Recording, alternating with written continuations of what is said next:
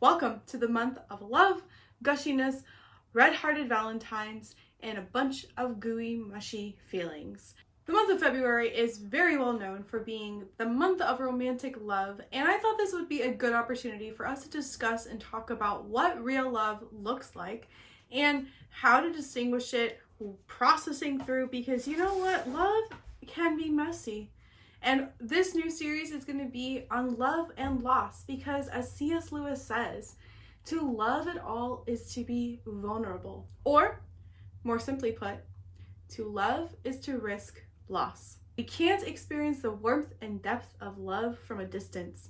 We have to be willing to put ourselves into situations that require us to experience vulnerability. Otherwise, it's not really love at all. So the nature of love is to risk, reward, or ruin.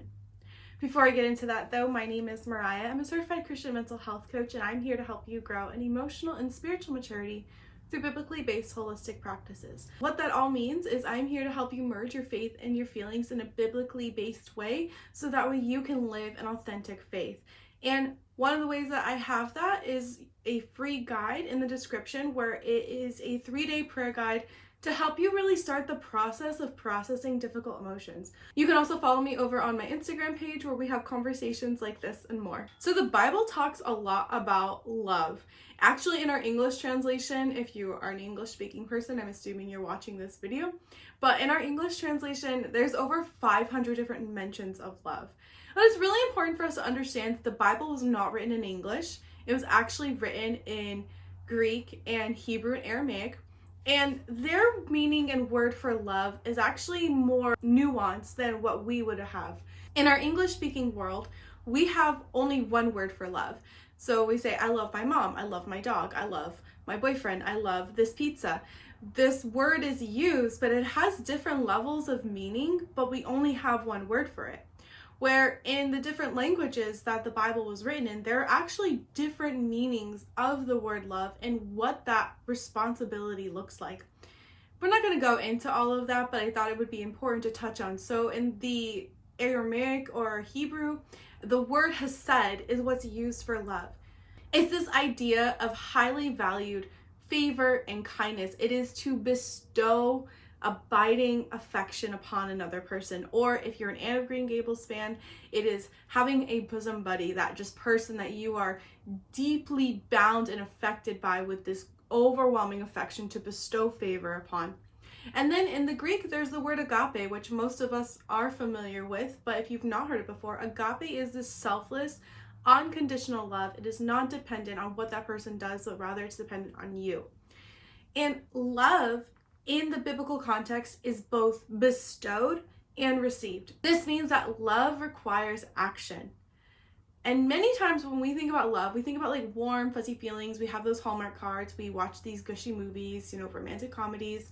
If you've got a romantic comedy, drop it in the comment. I want to know, let's make sure that we have the same taste together. But love is more than just feeling gooey.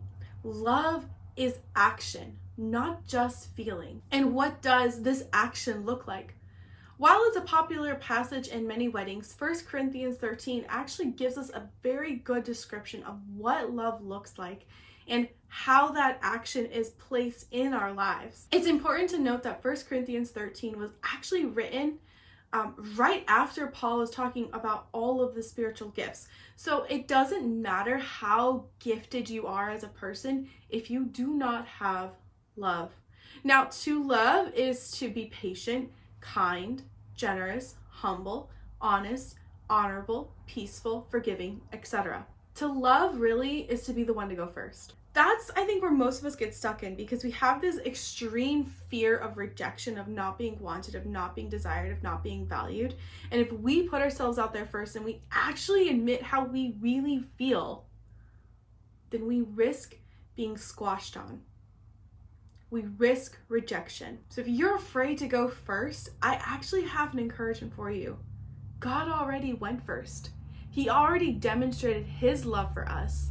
So we can demonstrate our love for other people. We can put ourselves out there first because he put himself out there first. Now, what does love look like for the month of February? Maybe you just call up a friend you haven't talked to in a while, or maybe you write a letter, Or maybe you don't talk, actually, and maybe you learn the art of listening. But love is action that you are presenting to the other person to show them that you have deep, abiding affection for them, that you love and you care about them, and that is demonstrated in the way that we act and live our lives. Now, it's really easy for us to love people who are lovable, but it's not as easy loving your annoying coworker or maybe that friend who hurt you. It's important for us to remember that love is to risk getting hurt. And when we actually admit that those people hurt us, it means that we do have a love, or we're trying to develop a love for them. Not necessarily as deep abiding affection, but as a reminder that they are made in the image of God. Because I love God and God loves them, I want to love them just the same. So when you act out in love and you make those conscious decisions to decide to respond in a loving way, you might be surprised at how much it actually opens your heart to the healing that it needed. We're going to continue this series in the next couple of videos, but for now, I really want us to establish the fact that love is an action. It's not just a feeling. And if you are struggling, wondering what type of actions to take, go look at 1 Corinthians 13. Replace love with your name and ask yourself, am I loving? Am I patient? Am I kind? Am I slow to anger? Am I these things? And if not, let God do the work in your heart that's needed to become the person that He wants you to be. I hope this video was inspiring for you. Be sure to like it, subscribe to it. Don't forget to ring that notification bell and drop a comment below of where maybe you want to grow in love, or maybe what you think love is or what you thought love was, and encourage another person of how you've changed your mind. And I will catch you in the next episode.